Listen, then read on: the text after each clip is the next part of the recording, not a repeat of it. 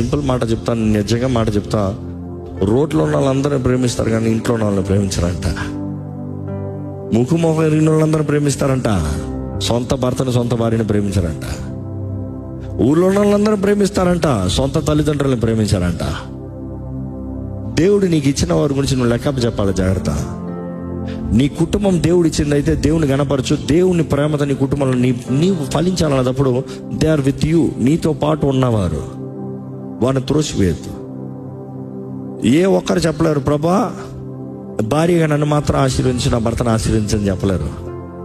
ఎందుకంటే వారిద్దరు ఏక శరీరమై ఉన్నారు. ఎక్కడ సగం ఆశీర్వదించి సగం శాపం ఉండాలి దేహం?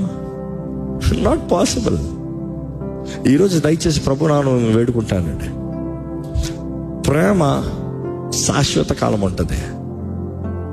ప్రేమ శ్రేష్టమైనది, మూడు తగినట్టుగా మారేది కాదు.